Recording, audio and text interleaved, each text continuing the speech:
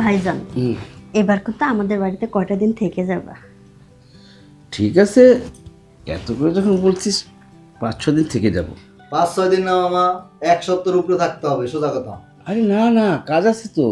এইবার থেকে যাও কিভাবে? ভাগিনার আড্ডা 7 দিন থাকতেই হবে। তুমি নতুন মামিরে নিয়ে আসছো আর আমাদের বাড়িতে 5-7 দিন বেড়াবেন, এটা হয়? সর্দি, তোমার ছেলে কিন্তু সেই পাকনা হয়ে গেছে। বিয়ে দাও না কেন? বিয়ে দিব ভাবতেছি, এই জন্যই তো ভাইজানকে ডেকে নিয়ে আসলাম। আরে তাড়াতাড়ি দে, বিয়ের বয়স তো হয়ে যাচ্ছে। মামা যে কি কও না। ভাইজান, ওর দায়িত্বটা তোমাকেই নিতে হবে, না হলে 100টা মেয়ে দেখেছি, একটাও পছন্দ হয় না। শোনো মামা, আমি বিয়ে করব, তবে যদি মামির মতো সুন্দরী কাউকে পাই তাহলে, তাছাড়া করতেছি না। শোনো, তোমার ভাগিনার কথা শোনো। ঠিক আছে, তোর মামির মতো একটা খুঁজছি, সবাই আমরা খুঁজি। না হলে 100টার উপর মেয়ে দেখেছি, একটাও পছন্দ হয় না। আরে এই জামানার ছেলে না, এটা হবেই। এবার দায়িত্বটা তোমার উপর দিতে চাই। ঠিক আছে, কথা হবে রাতে, কথা হবে এই বিষয় নিয়ে, ঠিক আছে? তাহলে তো খাওয়া দাওয়া শেষ, হ্যাঁ, এখন শুয়ে পড়া যায়। তাহলে চলো। চলো। এই উঠলাম রে। হ্যাঁ ঠিক আছে মামা। আচ্ছা, আমি বিছানাটা ঠিক করে দিচ্ছি, তোমরা পরে আসো। ঠিক আছে। আর শোন, তোর কি কোনো পছন্দের মেয়ে আছে নাকি তোর জানার মধ্যে? এত কি বলতেছো এগুলা? তোমার না ভাগনা হয়? যাও, এতদিন পর আইসো, সর্দির কাছে একটু সময় দাও। আর মামু ভাই না যেখানে, আপন না যেখানে। যাও তো। আচ্ছা আচ্ছা, যাচ্ছি। বোনের সাথে একটু কথা বলি। এই তোরা বস, কথা বল, আমি আবার সাথে কথা বলি। তুমি তোমার দিদির সাথে কথা বলো। কি ব্যাপার সুজন, কোনো মেয়ে আছে নাকি পছন্দের? মামি যে কি বলো না, তোমার মতো কাউকে পাইনি, তাই আর গার্লফ্রেন্ড বানাইনি। যদি পাইতা তাহলে কি করতা? তোমার মতো যেদিন পাবো সেদিন গার্লফ্রেন্ড বানাবো। মামি, আমার ডাকতেছে, চলো তোমাকে আমার রুমটা দেখাই। চলো। আসো, আমাদের বাড়ির ছাদটা অনেক সুন্দর, জানো? আসো কিসে? আসো। দেখো, হুম। আমরা কিন্তু বাসায় না যে আসো, আমরা বেড়াতে এসেছি সর্দির বাসায়। হ্যাঁ, সেটা তো আর পরের পর না কেউ, আমার এই ছোটো বোনের বাসায়। শোনো, হানিমুন তো কত জায়গায় গিয়েছি, এই বোনের বাসা তো আসিনি। আজকে হানিমুন ভেবে চলো বোনের বাসায় হানিমুন করছি। বুইরা কাল আবার হানিমুন? বুড়ে কই হলাম, উপরে তো বুড়ো, কিন্তু মনের বয়স তো জোয়ান, 16 বছর। আরে কি 16 বছরে আমার যুবক রে, কোনো কিছু করার ক্ষমতা নাই বা 16 বছর? আরে মাঝে মধ্যে একটু হয়, বয়স হয়েছে না। আজকে আবার একটু তরতাজা কেমন জানি লাগছে, মনে হয় তোমাকে খুব মজা দিতে পারবো। দেখো, যেটা পারবা না সেটা করবা না, সরো। আগে ট্রাই করি না, চলো না। আর যে খাবার খেয়েছি অনেক ভিটামিন, মনে হয় কিছু আজকে হবে। আর যদি না হয়? না হলে তোমাকে সিনেমা দেখাবো, শাড়ি কিনে দিব, ঠিক আছে? আচ্ছা ঠিক আছে। হ্যাঁ, তাহলে শুরু করি। না হলে না এই টাকলা ফাটাবো। আরে না, তোর মনে অনেক কিছু হবে।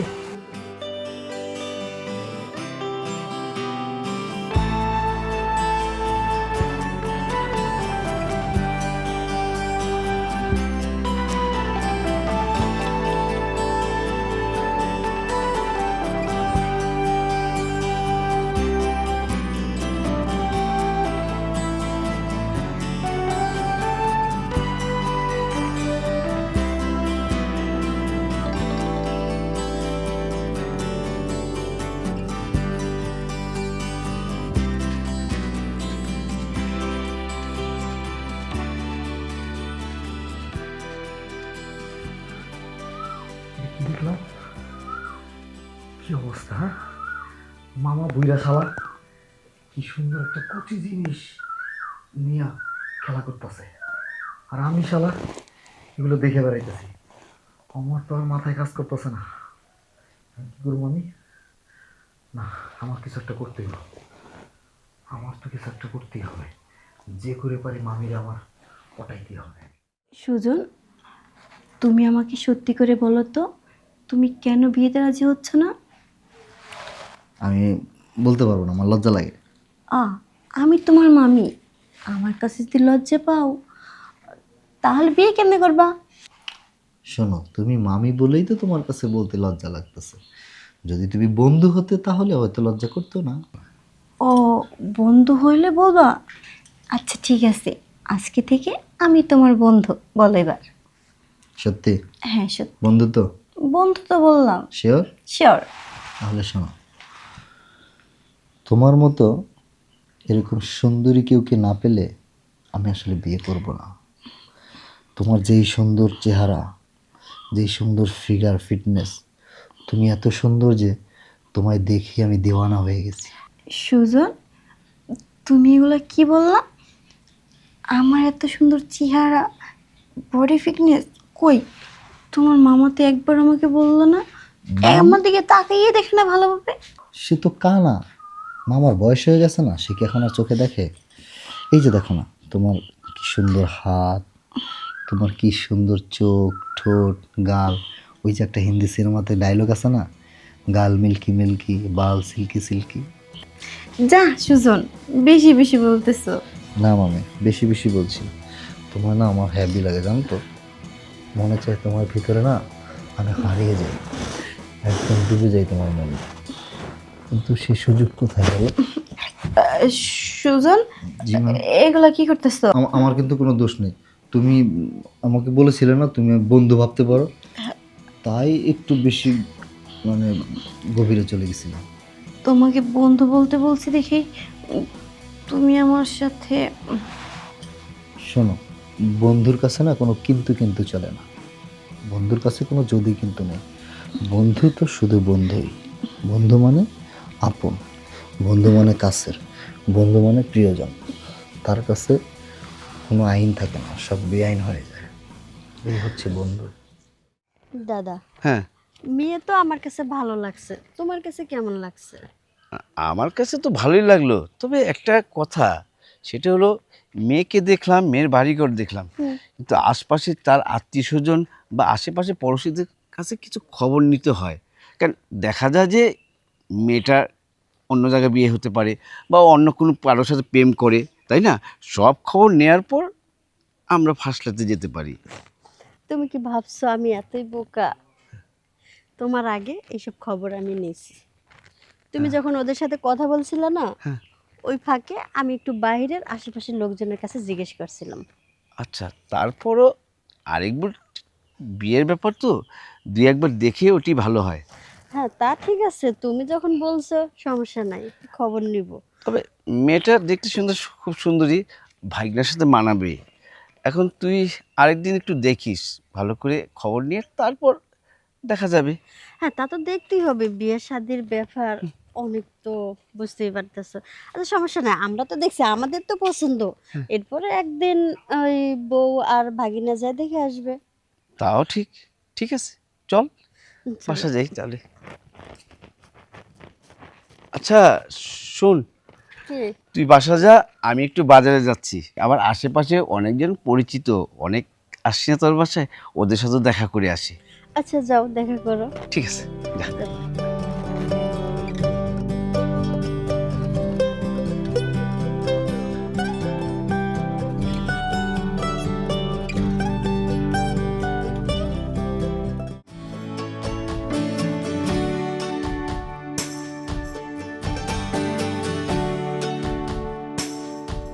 সর্দি, কি করো?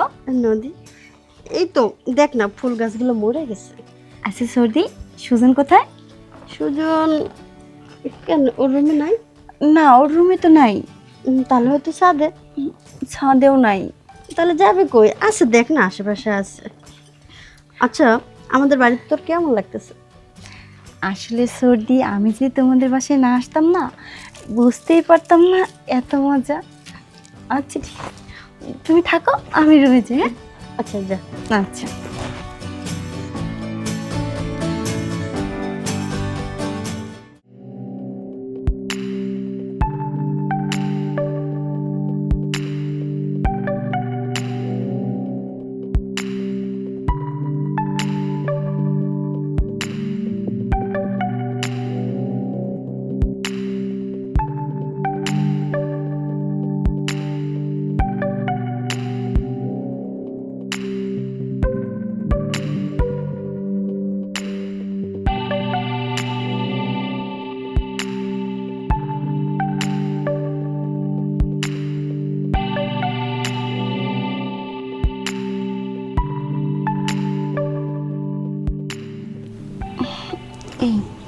বলতেছো?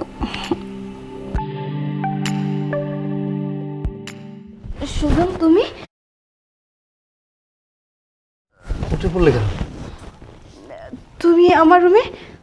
হ্যাঁ মামি, আমি আসলে তোমার প্রেমে পড়ে গেছি মামি। কি বলতেছো এগুলা? প্রেমে পড়ে গেছো মানে? মামি, আমার চোখে তুমি ছাড়া এই দুনিয়াতে কোনো নারী আর ভালো লাগে না, শুধু তোমাকে আমার খুব ভালো লাগে। তোমার আমার হ্যাপি লাগে না মামি? দেখো সুজন, তুমি যেটা বলতেছো সেটা ঠিক না। আর ঠিক ঠিক পরে হবে মামি, প্লিজ। সুজন, কি করতেছো? না মামি, শোনো, মামি তোমাকে আমি তো আগেই বলেছি তোমাকে আমার হ্যাপি লাগে। তোমার কালকে যখন মামার সাথে দেখেছি না, আমার মাথা নষ্ট হয়ে গেছে মামি। আজ তাই আর সহ্য করতে না পেরে তোমার কাছে ছুটে এসেছি।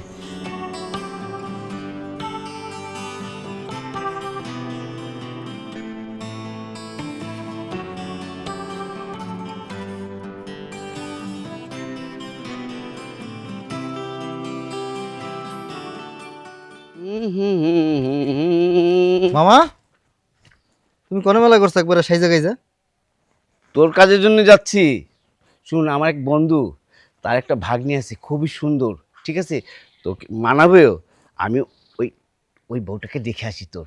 ও, তার মানে তুমি আবারও আজকে মেয়ে দেখতে গেছো? ওই দিন যে দেখেছো তাতে মন ভরে নাই, আজকে আবার আরেক জায়গায় যাইতেছো মেয়ে দেখতে? আহা, 10টা দেখে একটা দেব, তোর জন্য তো দিচ্ছি। তোমরা কি পাগল হয়েছো মামা? আর তোমরা শুধু শুধু সময় নষ্ট করতেছো। আমি তো বিয়ে করুম না এখন বাবা। আহা, তোর বিয়ে করতে হবে না, আমরাই তোকে বিয়ে করাবো, ঠিক যা আছে? মন চাই করো, যাও।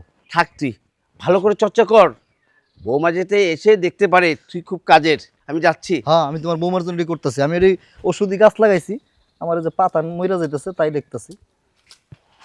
আমারে বিয়ে করাইবো, আমি বিয়ে করবো মানে না? আমি এইদিকে যেই সুন্দর জিনিস পাইছি।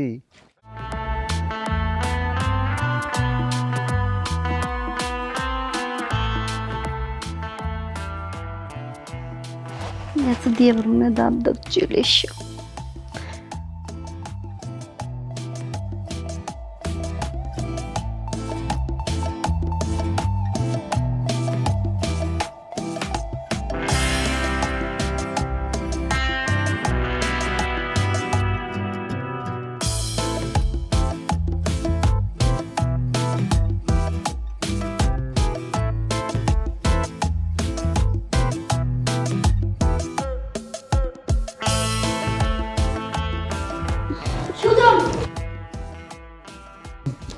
মামা, তুমি এসব কি?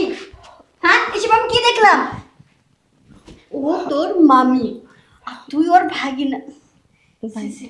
আমি যেটা দেখছি, আর দাদা যদি এটা দেখতো তাহলে আজকে কি হইতো? হ্যাঁ, এই তুই বড় হয়েছিস না? তোর মান সম্মান বলতে কিছু নেই, তুই কিভাবে পারলি এটা করতে? মা, আমার ভুল হয়ে গেছে, আমার মাফ করে দাও, আর হইব না। আর বৌদি, তুই তো বুদ্ধিমান, ওর না হয় ছোট মানুষ, ওর মাথায় বুদ্ধি নেই। তুই এই কাজটা ওর সাথে কেমনে করলি? হ্যাঁ, এই কাজটা কিভাবে করতে পারলি? নদী, শোন, তুই আজকেই এই বাড়ি থেকে চলে যাবে, আর কোনোদিন তোরা এই বাড়িতে আসবি না। আর দাদাকে যা বলা সেটা আমি বলে দিব। সর্দি, আমার না ভুল হয়ে গেছে, আমার এবারের মতো মাফ করে দাও প্লিজ। সর্দি, তোমার দাদাকে কিছু বলো না, যদি কিছু বলো তাহলে আমার সংসারটা ভেঙে যাবে। আজকেই এই বাড়ি থেকে তোরা চলে যাবি, আর কোনোদিন যেন এই বাড়িতে না দেখি। আয় তোরা, আমি দেখি। মা, আমার মাফ করে দাও।